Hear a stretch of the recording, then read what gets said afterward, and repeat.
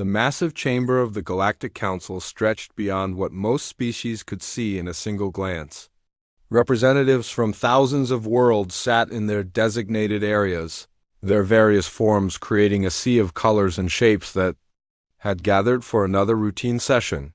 The air hummed with translation devices working overtime to convert the countless languages into something each delegate could understand. Ambassador Zethkar of the Velthari Empire stood at the central podium, his scaled green skin catching the artificial light as he addressed the assembly. His reptilian features showed what could only be described as excitement, though few species present could read Velthari expressions accurately. Behind him, a holographic display showed a small blue and green planet rotating slowly in space. "Esteemed colleagues," Zethkar began, his voice carrying the typical arrogance his species was known for, "I come before you today to announce the Velthari Empire's intention to claim the world known as Earth in the Sol System." A few murmurs rippled through the chamber, but nothing that suggested real interest. Earth was barely a footnote in most galactic databases. The planet had been catalogued centuries ago as a developing world inhabited by a species called humans. Their technology was primitive by galactic standards, having only recently achieved basic nuclear fission and crude rocket propulsion. Ambassador Krila of the Zentarian Collective raised one of her 4 arms, her blue skin shimmering as she spoke. "With respect, Ambassador Zethkar, why would your empire waste resources on such an insignificant world? These humans have barely achieved basic spaceflight. Our records show they still use chemical rockets and have not even established permanent colonies on their own moon." Zethkar's eyes gleamed with confidence. "The planet possesses valuable mineral deposits and occupies a strategic position along several trade routes. More importantly, this conquest will serve as a demonstration of Velthari military superiority. The operation will be swift and decisive, concluded within a few solar cycles at most." The chamber filled with what passed for laughter among the various species present. The idea that anyone would need to demonstrate military prowess against humans seemed absurd. Council records indicated that humans were still engaged in conflicts among themselves, using projectile weapons and explosive devices. They had no energy shields, no plasma cannons, no faster-than-light communication systems. Ambassador Morden of the Eternal Archive, one of the oldest beings present, barely lifted his ancient head. His species served as the keepers of galactic history, but he seemed disinterested in this particular discussion. The humans were such a young species that they barely registered in the vast timeline his people maintained. "The Council recognizes the Velthari Empire's right to expand into unclaimed territories," announced the session moderator, a floating crystalline being whose species had long since transcended physical form. "Standard colonization protocols will apply. Any native populations are to be relocated humanely if they prove incompatible with imperial requirements." Zethkar bowed formally, his satisfaction evident. "The Velthari Empire thanks the Council for its wisdom. Our forces will begin deployment immediately." As the session moved on to other matters, few delegates gave the Earth situation another thought. It was simply another minor expansion by an ambitious species, the kind of thing that happened regularly throughout the galaxy. The humans would either submit peacefully or be quickly overwhelmed. Either way, the matter would be resolved with minimal disruption to galactic affairs. Meanwhile, on the blue planet that had just become the subject of such casual discussion, Lieutenant Commander Jake Morrison sat in a sterile military briefing room deep within the Pentagon. The fluorescent lights hummed overhead as he studied the latest reports from the Deep Space Monitoring Network, humanity's most advanced attempt at watching the stars. "The readings are definitely artificial," he said to Captain Lisa Rodriguez, who sat across from him reviewing the same data. "Whatever these objects are, they're not natural phenomena." Colonel Pete Williams entered the room carrying a fresh cup of coffee and looking skeptical. "How sure are we about this?"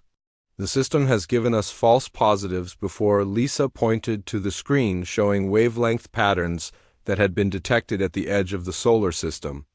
"These signatures are too regular to be natural. Something is out there, and it's moving in formation, Jake leaned back in his chair, running a hand through his brown hair. The question is, what do we do about it? Our most advanced spacecraft can barely reach Mars reliably. If something is coming from outside the solar system, we're not exactly in a position to investigate. The three officers had been tracking unusual readings for several days now. The signals appeared to be coming from multiple sources moving in coordinated patterns beyond Pluto's orbit. The objects, whatever they were, seemed to be maintaining a specific distance from the sun while slowly adjusting their positions. Could be a comet cluster, Pete suggested, though his tone indicated he didn't believe it himself. Or maybe some kind of solar weather we haven't seen before. Comets don't maintain formation, Lisa replied. And solar weather doesn't create these kinds of energy signatures. We're looking at technology, no question about it. Jake stood and walked to the window, though all he could see was the interior courtyard of the Pentagon. If it is technology, then we're dealing with something far beyond our capabilities. The energy requirements alone for interstellar travel would be massive. The implications hung in the air like a weight. Humanity had always wondered if they were alone in the universe, but the reality of potential contact was far more complex than most people imagined. The objects at the edge of the solar system represented technology that Earth's best scientists could barely comprehend. "What's the official position?" Pete asked. "For now, we monitor and report," Jake replied. "The brass wants to avoid panic until we know more. The last thing we need is global hysteria over what might turn out to be a natural phenomenon, but deep." Down, all three officers knew they were looking at something unprecedented. The regular patterns in the energy signatures, the coordinated movement, the sheer scale of what the sensors were detecting all pointed to one conclusion that none of them wanted to voice aloud. Far beyond Earth's atmosphere, the HFY War fleet continued its approach toward the small blue planet. Admiral Dexmore commanded the invasion force from his flagship, the Dominion's Edge, a massive vessel that dwarfed anything humanity had ever constructed. Behind him, hundreds of smaller warships maintained perfect formation as they prepared for what their commander expected to be a routine conquest. The fleet's sensors had already cataloged Earth's primitive defenses, its limited satellite network, and its chemical-based transportation systems. The humans appeared to have no idea what was coming, which was exactly what Dexmore preferred. A quick, decisive victory would demonstrate HFY superiority while minimizing casualties on both sides. As the fleet continued its approach, neither the aliens nor the humans realized that they were about to trigger events that would change the galaxy forever. The HFY fleet emerged from the darkness beyond Pluto like a swarm of metallic predators. Admiral Dexmore stood on the bridge of his flagship, watching the blue planet grow larger on his screens. Earth looked so peaceful from this distance, its white clouds swirling over green and brown continents. The Admiral felt almost sorry for the primitive beings who called this world home. "Begin broadcasting the surrender demand," Dexmore ordered his communications officer. "Standard protocol? Give them one planetary rotation to comply." The message that reached Earth was translated into every major human language simultaneously. Radio stations, television networks, and internet servers around the world suddenly carried the same terrifying announcement. The voice was mechanical, emotionless, speaking words that would change everything. "People of Earth, this is Admiral Dexmore of the HFY Empire. Your world has been selected for integration into our territory. You have 24 hours to surrender all military forces and governmental authority. Resistance will result in the total destruction of your civilization. This is your only warning." At the Pentagon, General Amy Carter stared at the communication equipment with disbelief. The message had come through every channel at once, overriding normal broadcasts with technology that shouldn't exist. Around the world, similar scenes played out in military command centers and government buildings. "How is this possible?" she asked the technician who had first received the signal.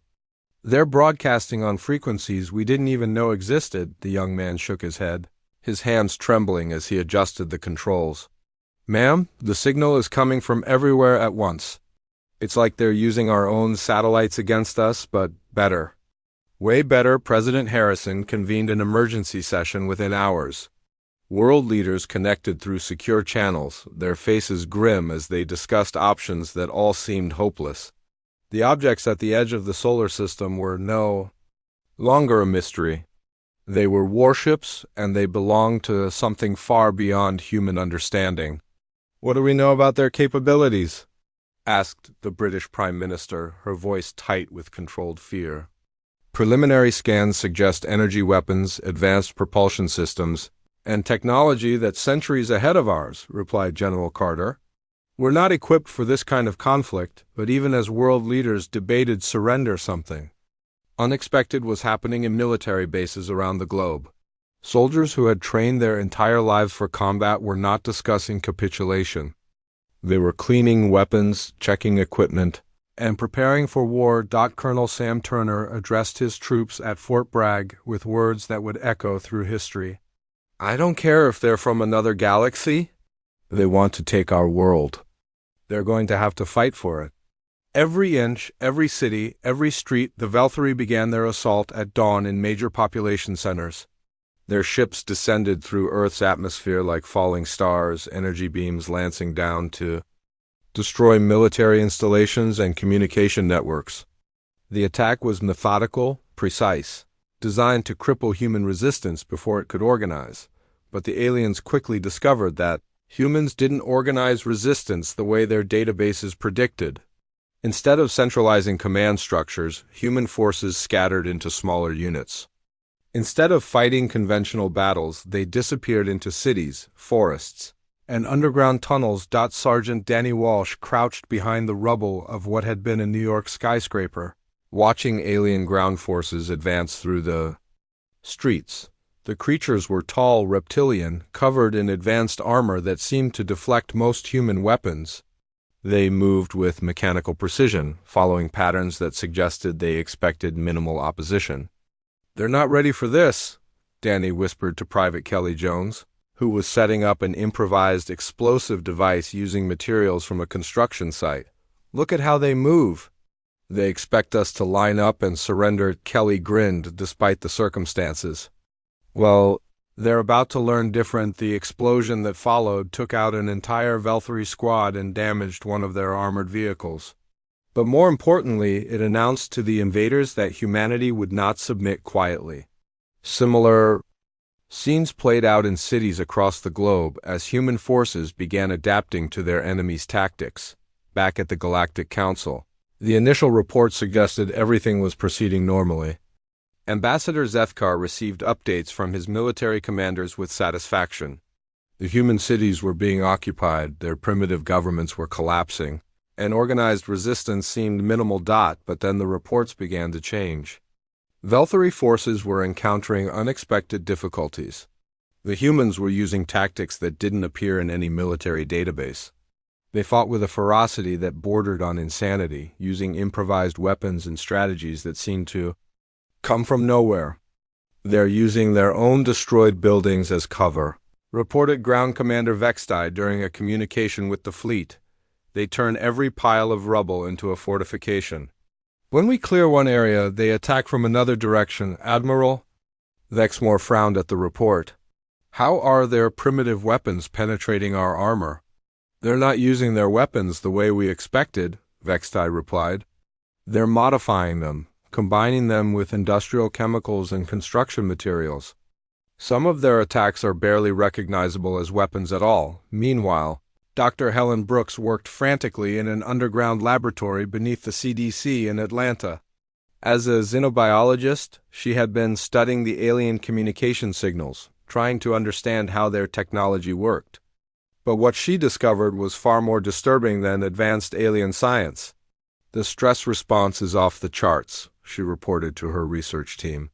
"Combat soldiers are showing physiological changes that should be impossible. Heart rates that would kill normal humans. Muscle density increases that violate known biological limits." Her colleague, Dr. Mark Patterson, looked up from his microscope. "The blood samples are even stranger. The cellular structure is changing in real time. It's like their bodies are adapting to the combat." Environment Captain Tony Martinez led a strike team through the ruins of downtown Los Angeles. moving with speed and precision that surprised even his own soldiers. He had been fighting for 3 days straight without rest, yet he felt stronger than ever. His reflexes were faster, his aim was perfect, and he seemed to anticipate enemy movements before they happened. "Something's wrong with us," whispered Corporal Lisa Thompson as they prepared to assault an alien command post. "I mean, something's right with us, but it's wrong that it's right." Tony understood what she meant. The changes were subtle but undeniable. Every human soldier reported the same thing: enhanced strength, improved reflexes, and an almost supernatural ability to adapt to alien technology. Weapons that should have been useless against Valkyrie armor were somehow finding weak points. Human forces were capturing alien equipment and using it with frightening efficiency. The war that was supposed to end in days stretched into weeks, as Earth's defenders proved far more resilient than anyone had imagined. The changes in human soldiers became impossible to ignore after the first month of fighting. Lieutenant Rick Hayes stood in the ruins of what had been downtown Chicago, watching his reflection in a broken storefront window. His eyes seemed brighter, more alert, and his movements had taken on a fluid quality that felt both natural and alien at the same time. "You feel it too, don't you?" asked Medic Susan Palmer as she approached from behind. Her voice carried the same strange confidence that had infected all the human fighters. "The way everything seems clearer now, like we're finally awake," Rick nodded, flexing his hands and watching muscles respond with impossible precision. 3 days ago I couldn't hit a target at 500 yards. Yesterday I took out a Valkyrie sniper at twice that distance with a rifle that should barely reach that far. The conversation was interrupted by the sound of approaching alien vehicles. Rick and Susan moved to defensive positions with speed that would have been impossible for normal humans. They seemed to know exactly where to go, exactly how to move, as if their bodies understood the battlefield in ways their minds were still discovering. The Valkyrie patrol that rounded the corner walked directly into a trap that the humans had prepared with almost supernatural efficiency. Every angle was covered, every escape route blocked, every weakness in the alien armor targeted simultaneously. The engagement lasted less than 30 seconds and left no survivors. "How did we know they would come from that direction?" Susan asked as they examined the alien weapons left behind. "Same way we knew exactly where to aim," Rick replied, picking up a Valkyrie energy rifle and somehow understanding its operation immediately. "Something is changing inside us, and it's getting stronger." Similar scenes played out across the planet as human forces demonstrated capabilities that defied explanation. In Berlin, Captain Max Weber led a squad that moved through enemy territory with the silence of ghosts. In Tokyo, Lieutenant Sarah Kim coordinated attacks with timing so perfect it seemed choreographed. In Sydney, Sergeant Mike O'Brien used captured alien technology as if he had trained with it his entire life. General Vextai, commander of Valkyrie ground forces, stood in his command center aboard the orbiting ship Conquest reviewing battle reports that made no sense. His forces possessed superior technology, superior numbers, and superior training. Yet they were losing ground every day to an enemy that should have been defeated within hours. "Explain to me how a species that uses chemical propulsion is adapting to our plasma weapons," he demanded of his intelligence officers. "Sir, the humans appear to be evolving in real time," replied his chief analyst, a nervous Valkyrie named Korith. "Their tactics change faster than we can counter them. Weapons that worked yesterday are useless today." "That's impossible," Vextai snapped. "Evolution takes thousands of years, not weeks." "Yes, sir, but the evidence is undeniable. The humans are becoming something different from what they were when we arrived." Meanwhile, Dr. Kevin Stone worked frantically in his laboratory deep beneath the ruins of Johns Hopkins University. The blood samples from human soldiers showed changes that challenged everything he thought he knew about biology. DNA sequences were rewriting themselves, cellular structures were optimizing for combat efficiency, and neural pathways were forming at impossible speeds. "The genome is activating dormant sections we've never seen before," he reported to the Emergency Scientific Council that had formed to study the phenomenon. "It's like there are hidden instructions in human DNA that are Only triggered under extreme stress. Dr. Linda Martinez, who had been studying brain scans from combat soldiers, shook her head in amazement.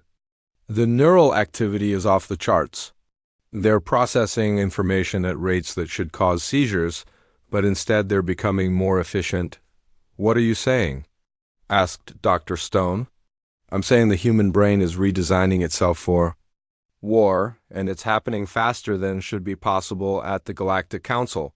The emergency session had been called after reports from the Earth invasion began to concern other member species. What was supposed to be a routine conquest had become something unprecedented. Ambassador Zefkar faced increasing pressure from his own government as the Velfari Empire's reputation suffered with each passing day. The humans are using our own technology against us, he reported to the assembled delegates. They capture our weapons and somehow understand them better than our own soldiers do. Ambassador Krila of the Zentarian Collective leaned forward in her chair. Are you suggesting that a primitive species is outfighting the Velfari Empire? I'm suggesting that these humans are not as primitive as our initial assessments indicated, Zethka replied carefully.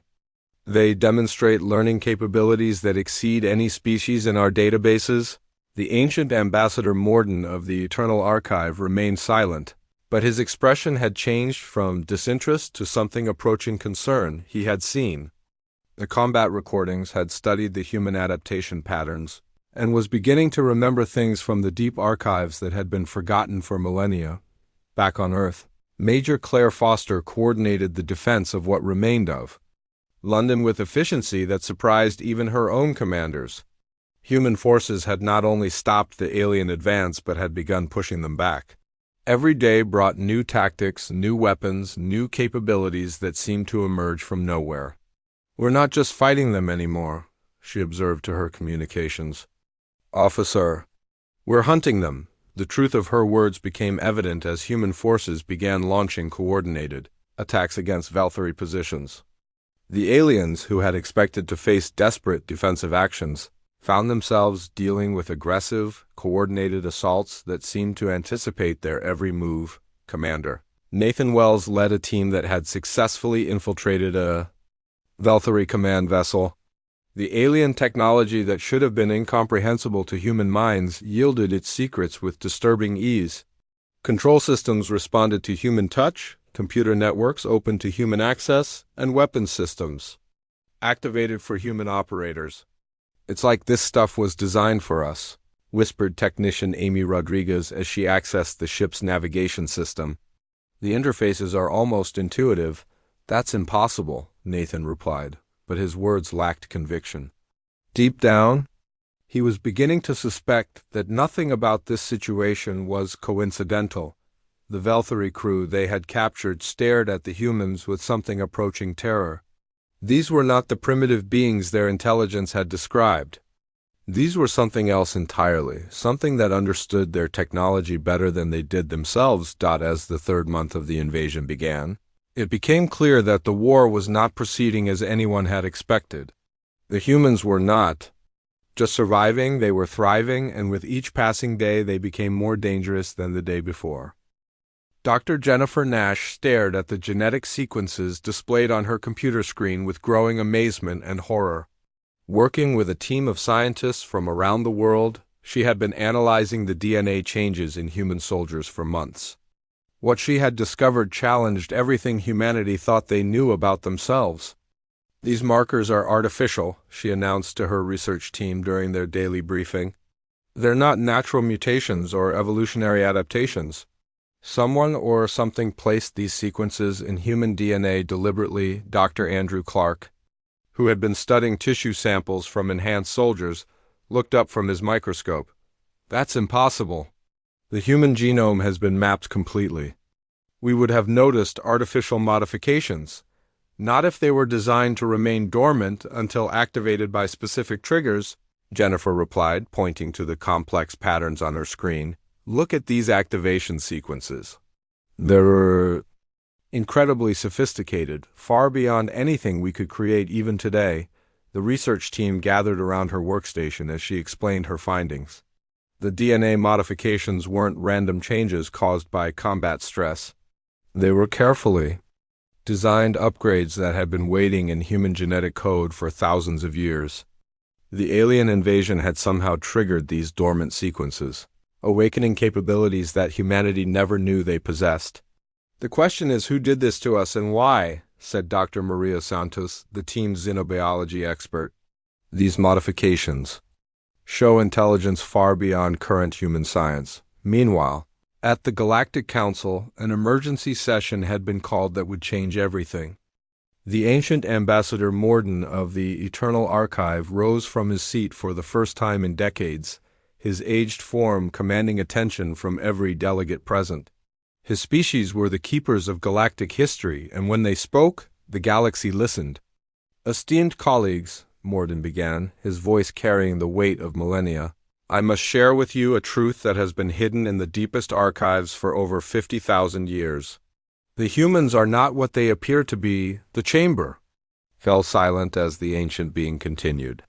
"They are the descendants of the Terran Empire, a species so violent and adaptable that they nearly conquered the entire galaxy before being stopped by a coalition of hundreds of races working together." Ambassador Zethkar felt his blood turn cold. "That's impossible. The Terrans were destroyed in the Great War." "No," Morden replied sadly. "They were not destroyed. They were defeated through treachery and manipulation, then subjected to genetic modification that would suppress their true nature. The survivors were mind-wiped and exiled to a distant world where they would remain forever primitive." The revelation struck the assembled delegates like a physical blow. Earth had not been chosen randomly by the Velthari Empire. It had been a prison designed to contain the most dangerous species the galaxy had ever known. The humans fighting the invasion were not primitive beings defending their home. They were the awakening descendants of the galaxy's greatest nightmare. "The genetic locks placed on them were meant to last forever," Morden continued. "But extreme stress and the threat of extinction have broken those restraints. Each day of combat makes them more like their ancestors, more like the species that once brought the galaxy to its knees. Back on Earth, the transformation of humanity continued to accelerate. Soldier Maria Lopez discovered she could survive in the vacuum of space for short periods, her body somehow adapting to conditions that should have killed her instantly.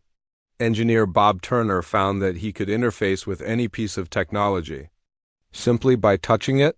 Understanding complex systems through intuition rather than training, the human military had begun to organize these enhanced individuals into specialized units. Captain Steve Rogers led a team that could operate in any environment, from the deepest ocean trenches to the upper atmosphere. Their bodies had adapted to survive conditions that would have been lethal to normal humans just months earlier. "We're becoming something new," Steve observed as his team prepared for another mission against Velthari forces. "Something that was always inside us, waiting to come out." The alien invaders had noticed the changes too.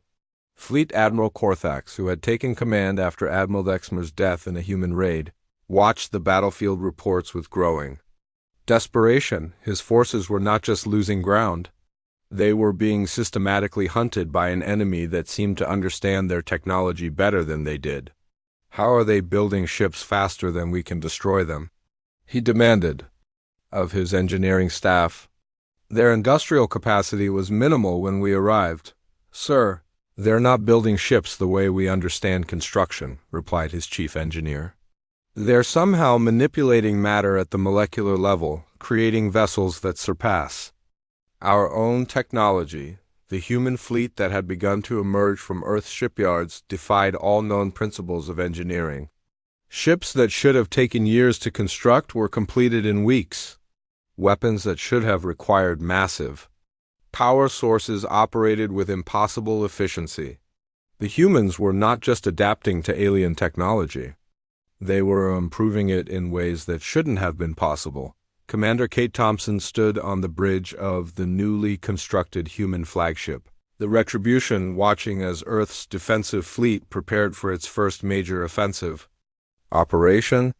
The ship around her hummed with technology that had been reverse-engineered from captured Velthari equipment. then enhanced with improvements that even the original designers couldn't have imagined. "All ships report ready for departure," announced her tactical officer, Lieutenant Paul Davis. "The Valkyrie fleet is maintaining position at the edge of the solar system.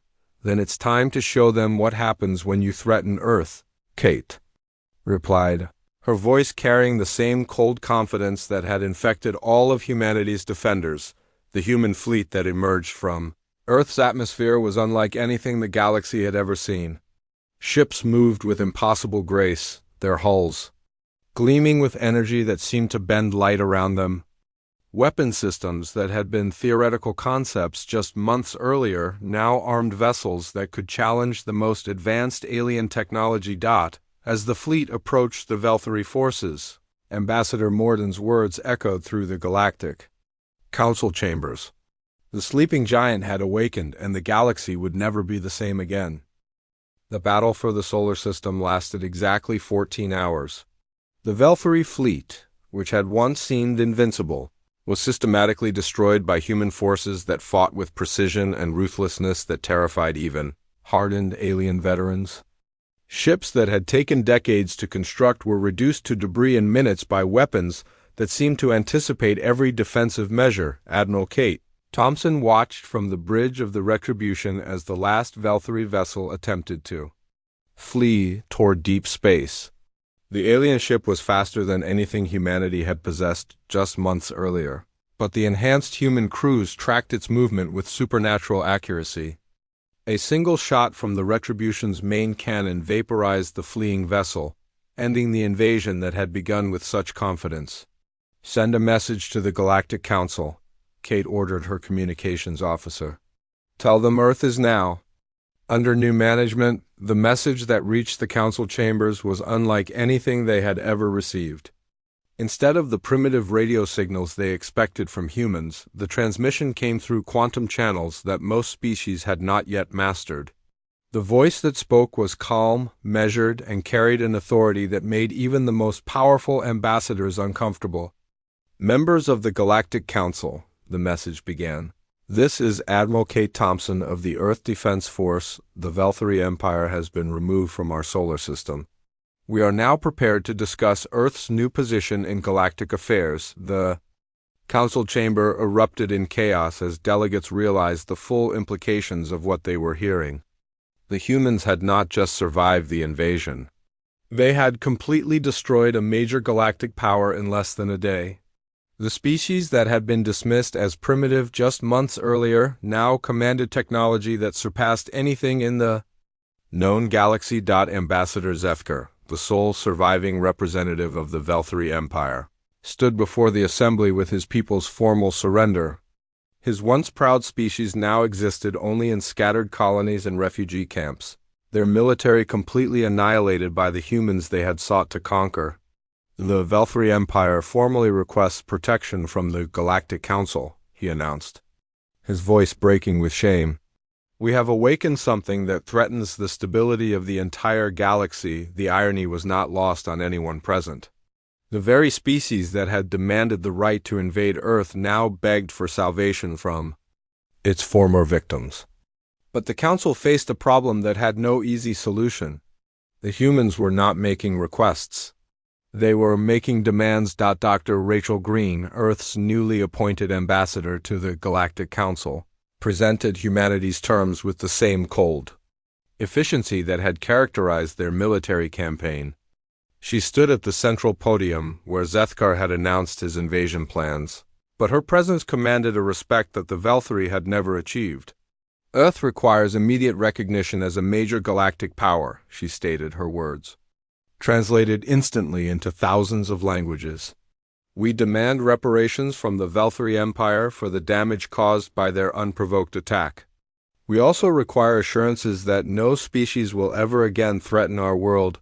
The alternative, she made clear, was simple: total war against any species that opposed Earth's demands. The human fleet that had destroyed the Valkyrie invasion force was already expanding, with new ships emerging from Earth's orbital shipyards faster than the Council's sensors could track them. "We are prepared to enforce these terms through whatever means necessary," Rachel continued. The choice is yours. Ambassador Morden rose from his seat, his ancient form trembling with the weight of his revelations. The Council must understand. What we face? The original Terran Empire was defeated not through superior force, but through treachery and the combined efforts of hundreds of worlds. These humans, awakened by genuine threat rather than conquest, are far more dangerous than their ancestors ever were. The truth of his words became evident as reports flooded in from across the galaxy. Human exploration fleets had begun expanding beyond the solar system, establishing colonies on worlds that had been uninhabited for millennia.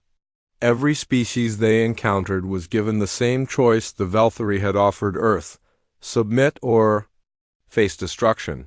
But the humans proved to be more sophisticated conquerors than the Velthari had ever been. They did not simply destroy or enslave. They offered partnership to those who accepted their authority, protection to those who submitted peacefully, and annihilation only to those who chose to fight.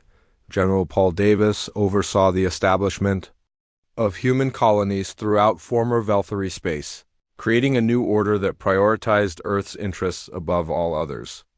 The humans had learned from their enemies' mistakes, building an empire based on strength but maintained through competence and efficiency. The Galactic Council found itself faced with a choice that no previous generation had confronted.